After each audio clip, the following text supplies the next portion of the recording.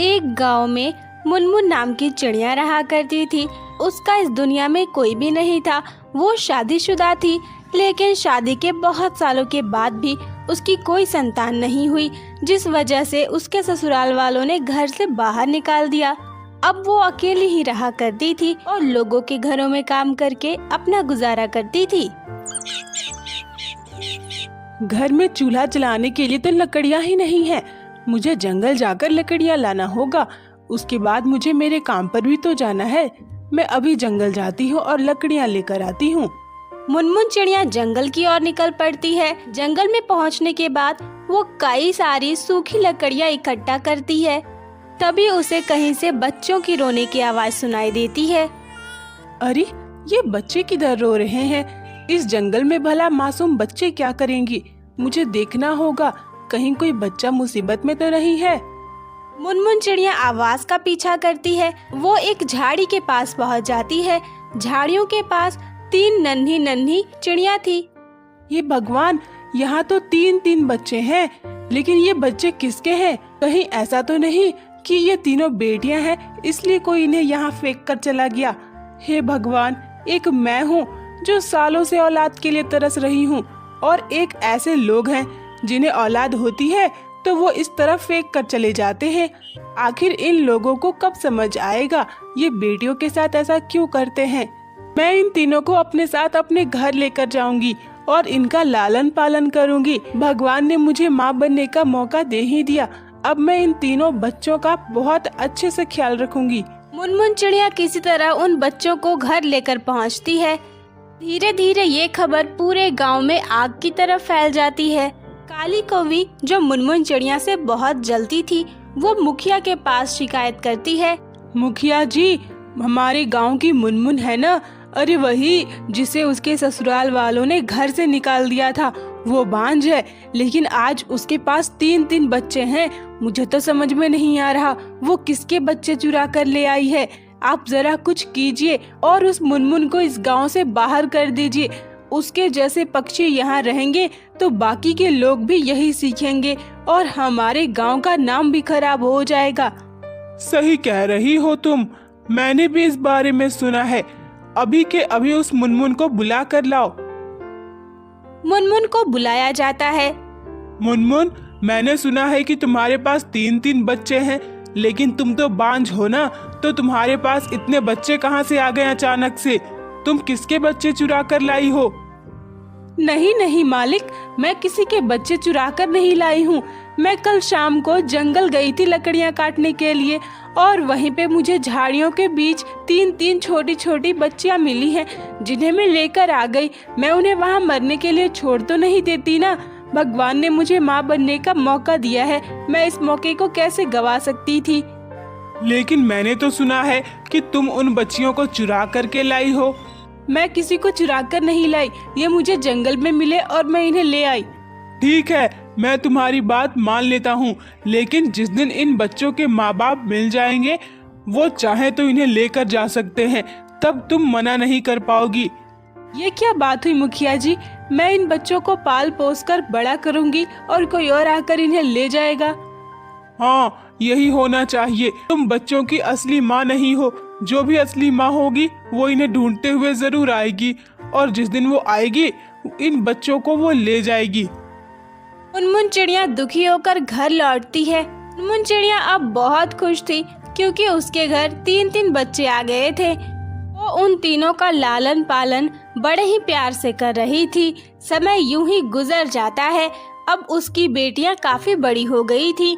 मुनमुन चिड़िया बहुत मेहनत करके उन तीनों को अच्छे स्कूल में पढ़ाती है। मुनमुन की तीनों बेटियां पढ़ाई लिखाई में बहुत तेज थीं, लेकिन मुनमुन को हर रोज इस बात की चिंता होती थी कि कहीं उन बच्चों को उससे कोई छीन न ले। माँ, तुम इतनी परेशान क्यों हो? क्या हुआ? कुछ हुआ है क्या? नहीं नहीं बेटा, क्या होगा? मैं तो बस ऐसे ही सोच रही थी तुम्हारी पढ़ाई के बारे में। तुम लोग इतना मत ध्यान दिया करो। तुम लोग बस मन लगाकर पढ़ाई करो और आगे चलकर कुछ बड़ा करना, ताकि मेरा नाम भी रोशन हो। हाँ माँ, आप चिंता मत कीजिए, हम अच्छे से पढ़ाई करेंगे। समय गुजर जाता है और मुनमुन चिड़िया की तीनों बेटियां अब बड़ी हो चुकी थीं और तीनों ही अच्छी खासी नौकरी किया करती थी। मुनमुन चिड़िया अब अपनी बेटियों के साथ बड़े से घर में रहा करती थी। वो सभी बहुत खुश थे। तभी अचानक एक दिन एक अनजान टुन्नू चिड़ा मुनमुन के घर आता है। हाँ बताइए भाई साहब, क्या बात है? आपको किसी से मिलना है क्या?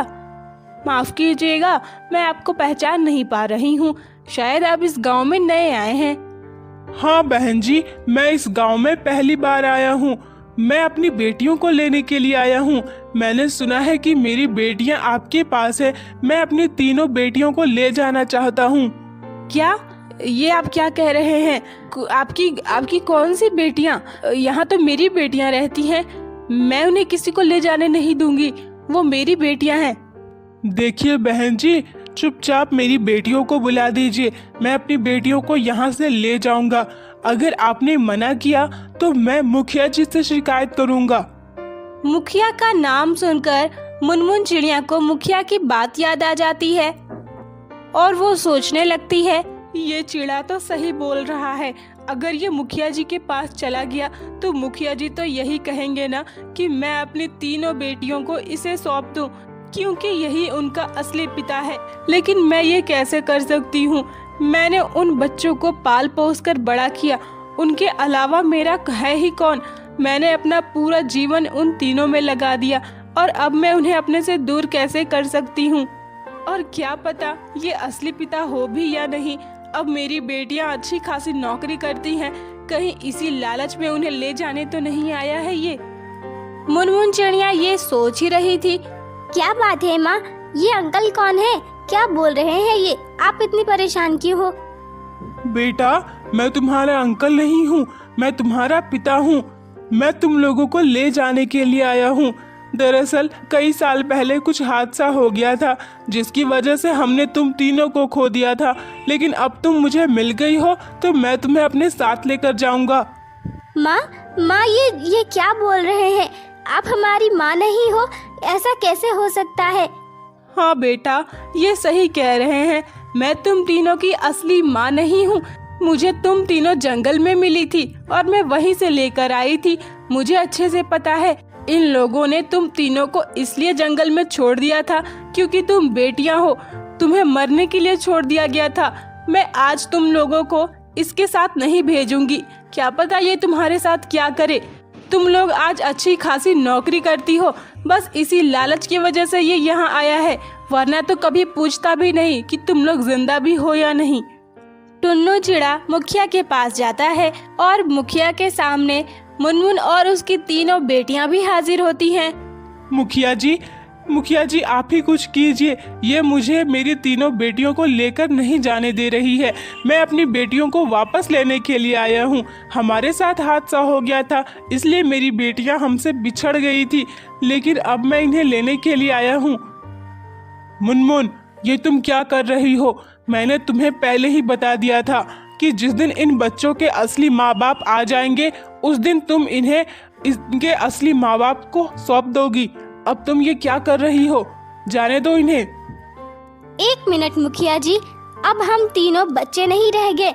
अब हम बहुत बड़े हो चुके हैं और अपना फैसला खुद कर सकते हैं। ये आदमी तो यहाँ लालच में आया है, ये हमारा बाप हो ही नहीं सकता। और आप कैसे कह सकते हैं कि ये हमारा असली पिता है? ये कोई ढोंगी भी तो हो सकता है। पूरे गांव में सबको पता है कि हम तीनों बहनें अच्छी खासी नौकरी करती हैं और हमारे पास बहुत सारे पैसे आने लगे हैं। बस उन पैसों के लालच में ये हमें अपनी बेटी बनाने के लिए आया है। और अगर सच में ये हमारा पिता है भी तो भी हमें इसके साथ नहीं जाना है। जिसने हमें बचपन में मरने के लिए छोड़ दिया था, हम उसके साथ क्यों जाएं? जिस माँ ने हमें पाल पोस कर इतना बड़ा किया, हम उन्हें धोखा दे दें? हमें पता है माँ ने हमें कितनी कठिनाइयों से पाला है। भले ही इन्होंने हमें जन्म ना दिया हो, लेकिन ये हमारे लिए भगवान से कम नहीं है। हम इन्हें छोड़कर कभी नहीं जाएंगे। तीनों बेटियों की बातें सुनकर मुनमुन चिड़िया बहुत खुश होती है और मुखिया कहता है, देखो टुन्नू चिड़ा, अब ये तीनों बहुत बड़ी हो गई हैं और अपना फैसला खुद कर रही हैं। इसमें मैं कुछ नहीं कर सकता। तुम इन्हें इनकी मर्जी के खिलाफ यहाँ से लेकर नहीं जा सकती।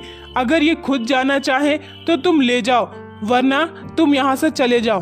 टुन्नू चिड़ा मुंह बनाकर वहाँ से चला जाता है।